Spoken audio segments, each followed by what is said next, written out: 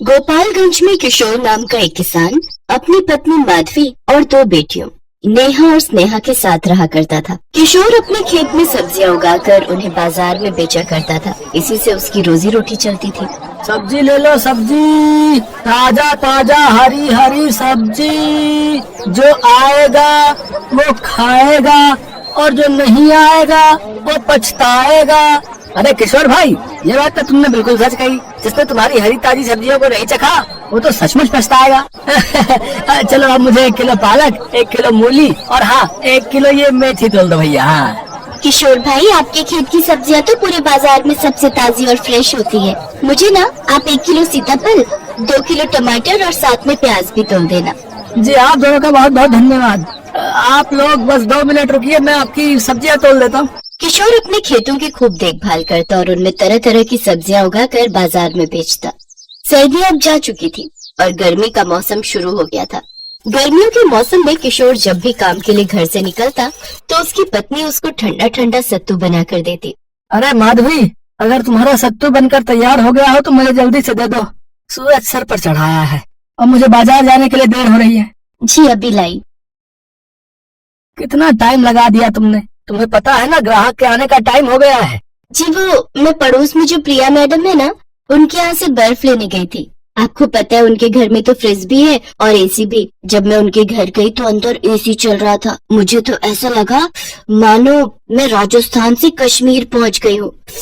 ओए होए, कितना मजा आ रहा था, मैं आपको बता भी नहीं सकती। काश कि अपने घर में भी एक एसी होता।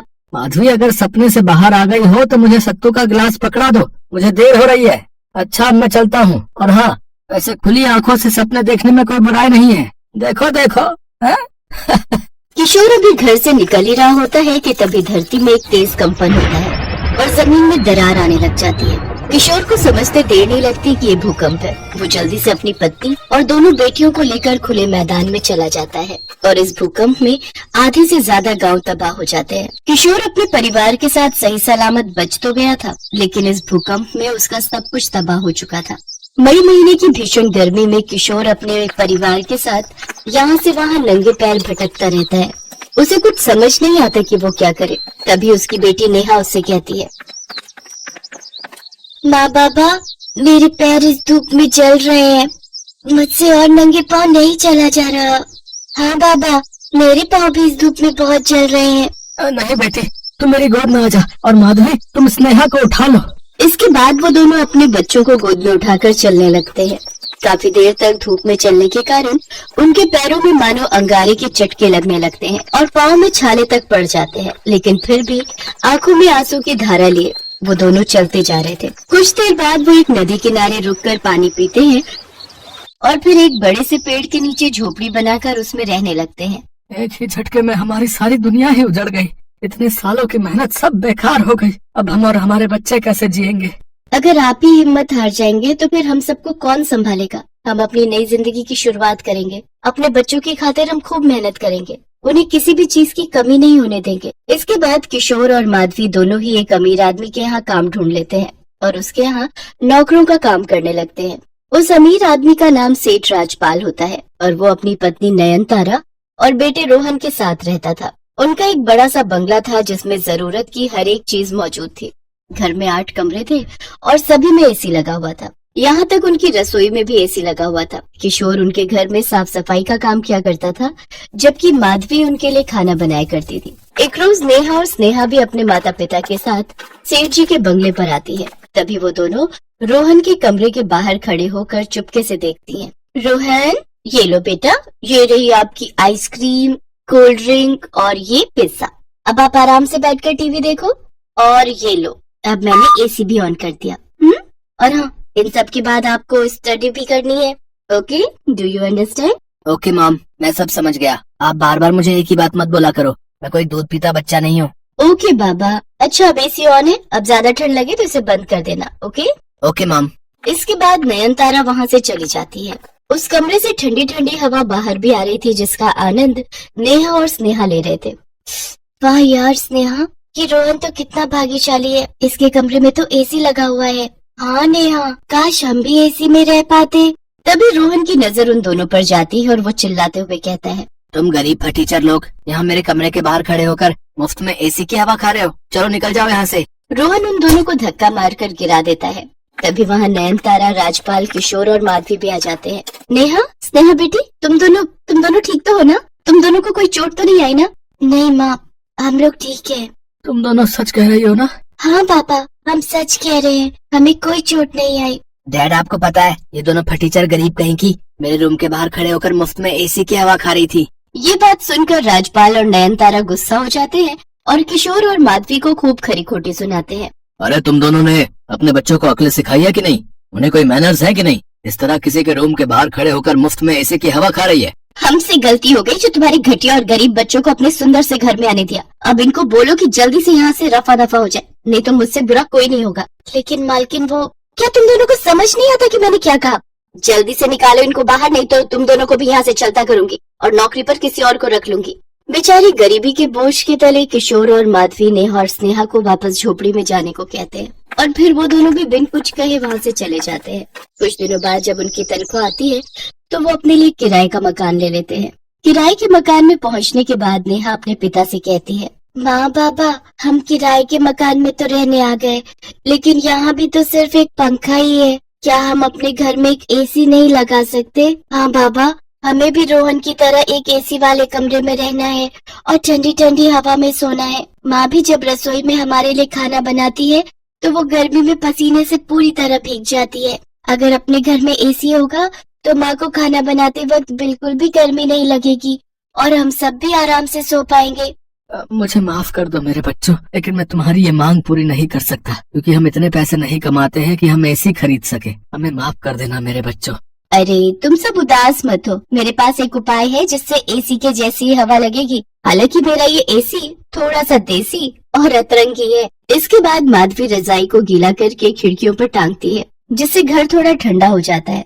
लेकिन इसके बावजूद भी दोनों बच्चों का मुंह उतरा ही हुआ रहता है। अपने बच्चों को उदास देखकर किशोर और माधवी भी उदास हो जाते हैं। ऐसे ही कुछ दिन बीत जाते हैं। एक रोज नयनतारा अपने गार्डन के पौधों को पानी दे रही होती है कि तभी वहाँ कुछ गुंडे आते हैं और नयनतारा को किडनैप करके अपने साथ ले जाते हैं। उसको किडनैप होता देख किशोर और माधवी देख लेते हैं और वो जोर से चिल्लाते हैं, माधवी जल्दी चलो, हम साइकिल में बैठकर उनका पीछा करते हैं। तब तक तुम पीछे बैठकर पुलिस को फोन लगाना। इसके बाद किशोर और माधवी जल्दी से साइकिल में बैठकर उन गुंडों की वैन का पीछा करते हैं और आखिरकार उन्हें रोक लेते हैं और किशोर उन गुंडों को खूब पीटता है। तभी पुलिस भी वहाँ आ जाती है और उन सबको गिरफ्तार कर लेती है। घर पहुंचकर नयनतारा राजपाल और रोहन को सारी बात बताती है। अब उन तीनों को ही अपने किए पर बड़ा पछतावा था। माधवी, मुझे माफ कर देना। अब मैंने तुम दोनों के साथ और तुम्हारे बच्चों के साथ बहुत ही गलत व्यवहार किया, लेकिन फिर भी तुम दोनों ने अपनी जान जोखिम में डालकर मेरी जान बचाई। थैंक यू अंकल आंटी, मेरी मम्मी की जान बचाने के लिए। मेरी तरफ से आप दोनों को और नेहा स्नेहा को भी सॉरी। अब किशोर, ये कुछ पैसे रखो, इन पैसों को तुम हमारी तरफ से इनाम समझ कर रख लो और प्लीज मना मत करना, हम तीनों को ही अपनी गलती का पछतावा है। इसके बाद वो तीनों ही अपनी गलती की माफी मांगते हैं और किशोर और माधवी उन पैसों से अपने घर के लिए एसी खरीदते हैं। एसी देखकर नेहा स्नेहा बहुत खुश होती हैं। ये अब हमारे घर पर भी एसी है, हम भी ठंडी ठंडी हवा खाएंगे। सचमुच अब हम भी रात को आराम से सोएंगे। इसके बाद वो तीनों ठंडी ठंडी हवा में एसी में चैन की सांस लेते हैं।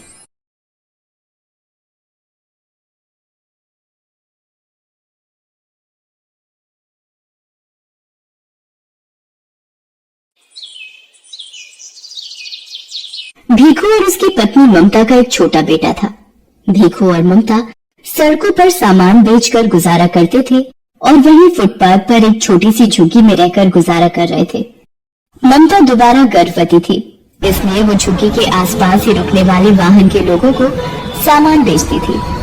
एक दिन ममता पुल वाली लाल बत्ती काफी देर तक रहती है, इस वजह से वहाँ भीड़ भी काफी रहती है। मैं सोच रहा हूँ आज थोड़ी देर वहीं सामान बेचकर आ जाता हूँ। इतनी भीड़ में ध्यान से जाना, लाल बत्ती खत्म होते ही गाड़ियाँ रफ्तार से दौड़ती हैं। भीखू पुल के नीचे सामान बेचने चला जाता है। ले लीजिए भैया, ये खिलौना आपके बच्चे के लिए, ये गुब्बारा ले लो भैया। हाँ हेलो, ये गुड़िया कितने की थी? 20 रुपए की है साहब। 20 रुपए? 10 रुपए की लगा ले, दे रहा है तो। इतनी देर में लाल बत्ती का सिग्नल खत्म हो जाता है। ले लो साहब, आप 10 रुपए ही दे दो। देखो 10 रुपए लेकर जैसे ही गाड़ी वाले को गुड़िया पकड़ाकर पलटता है, एक गाड़ी उसे धक्का मार देती है। जैसे ही भीखू नीचे गिरता है, एक और गाड़ी उसे कुचल देती है। भीखू वहीं मर जाता है। भीखू के साथ एक और व्यक्ति जो सामान बेचता था, वो ये दुर्घटना देख लेता है और ममता को बताता है। नहीं, ये नहीं हो सकता। मैं किसके सहारे जीऊंगी? आप मुझे क्यों छोड़ गए सूरज के बापू? बापू आप कहाँ चले गए? बोलो बापू। ममता सूरज के हाथ से भीखू का अंतिम संस्कार करती है। भीखू के देहांत के बाद ममता बिल्कुल अकेली हो गई थी। एक दिन ममता बेटे सूरज और गोद की बच्ची को लेकर दिन भर सड़कों पर गुब्बारे बेचती थी। एक दिन, सूरज तू यहीं सोनी के पास रहना, आज धूप और गर्मी ज्यादा है, इसलिए तुम दोनों यहीं रहना। मैं कुछ गुब्बारे और पेन बेचकर सोनी के लिए दूध और तुम्हारे लिए रोटी ले आऊंगी। ममता गुब्बारे और पेन बेचने चली जाती है। साहब पेन ले लो, 10 रुपए में 5 पेन है, ले लो ना साहब। ले लो बीबी जी, ये गुब्बारा ले लो, आप खरीद लोगी तो मैं बच्चों के लिए कुछ खाने को ले जाऊंगी। ममता बड़ी मुश्किल से कुछ गुब्बारे बेच पाती है और थोड़ा दूध और रोटी बच्चों के लिए खरीद कर लाती है। तभी एक महिला ममता के पास आती है। ममता, कल हमें ये झुग्गियां खाली करनी पड़ेंगी। यहाँ से अब तू भी कहीं और रहने की जगह ढूंढ ले। मैंने तो एक बस्ती में 100 रुपए किराए पर एक झुग्गी ले ली है। बस तुझे ही खबर देने आई थी।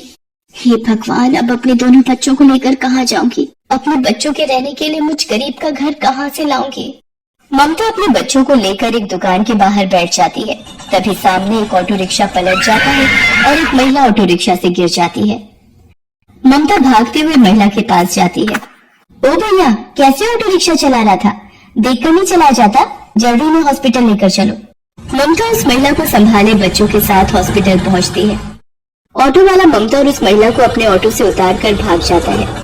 सूरज, जा जल्दी से उन भैया को बुला कर ला, वो माँ जी को अंदर ले जाएंगे। डॉक्टर उस महिला को देखता है।